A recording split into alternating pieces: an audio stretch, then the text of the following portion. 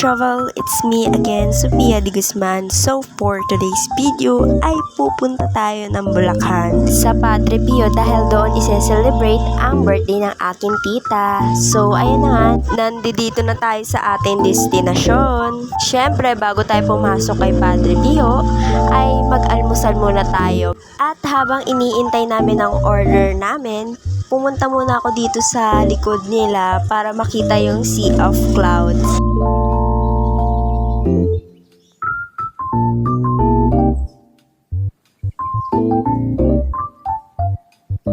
And inopen na nga ng lola ko yung binili nilang ensamada sa Mulak. Sa SM po siya nabibili, mabentang mabenta. And yan na nga, dumating na nga yung in-order naming mami. Pumasok na kami sa loob ng Padre Pio and meron pala silang mini church.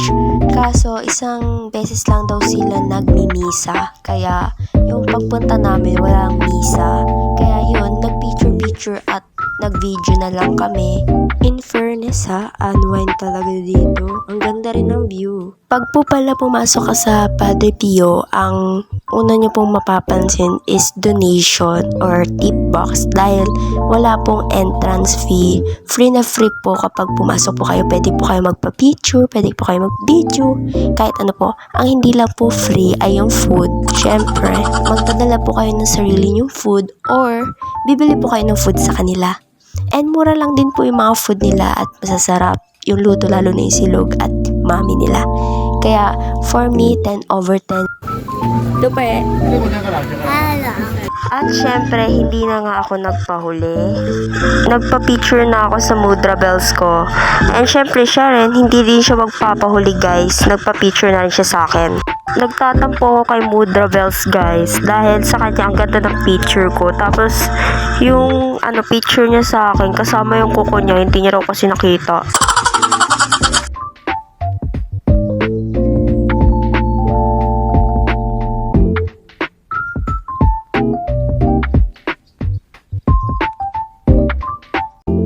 At mapapansin niyo may mga nakasabit na makukulay na rosaryo.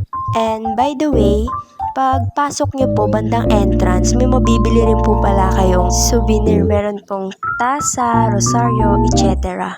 Nagpa-video na rin po pala ako sa daddy ko, kaya shoutout sa daddy kong taga-video.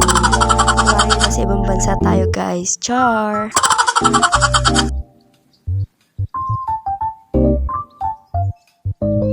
And after namin kumain ng mami and mag-picture, ay pupunta naman po kami sa SM Purview. Dahil doon naman po kami magtatanghalian.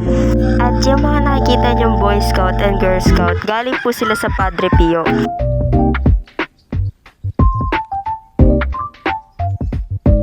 At ito na naman ang pinsan ko nagpapakute sa camera. Pogi daw siya guys for today's video. O, tingnan nyo, nabibilang pa.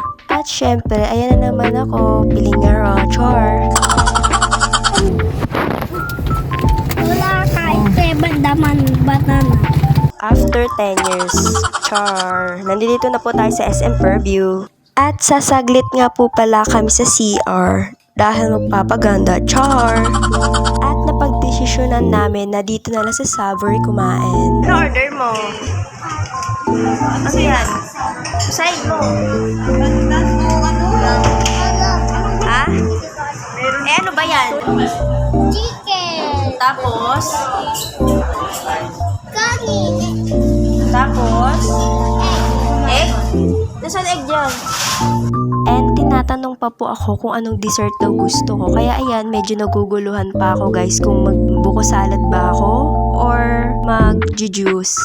Yung pinsan ko stress na, char. At ito na nga, after ilang minutes lang dumating na kagad yung order namin. Rate ko tong juice na in-order ko, mango fruit tea, 10/10 dahil ganitong juice yung mga gusto ko. And para sa mga mahihilig magkape, for me, 8/10 dahil hindi po siya matamis. Gusto ko po kasi sa kape matamis. And this one, coffee jelly, 10/10 dahil lasang-lasa mo yung pagka-creamy ng coffee.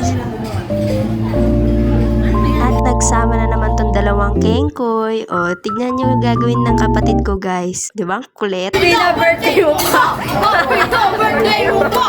Happy na birthday mo pa! Happy na birthday mo pa! Not imaginary candle. Hindi makarelate. Sabi na lang ito ba? Paano?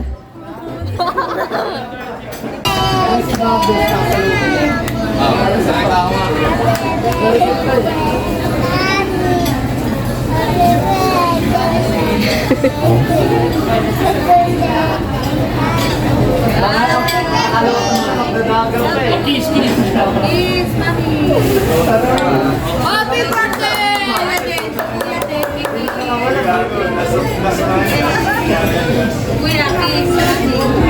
At na-sold out namin lahat, guys. Nag-take out pa nga tong lola ko. Grabe talaga.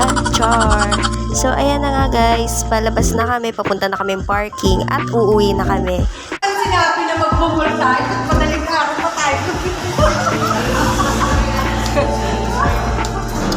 Nag-almusal lang sa Bulacan. Ang sisya.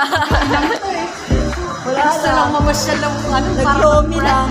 Bye mga ka-travel. See you on next vlog. And don't forget to subscribe, like, and share my vlog.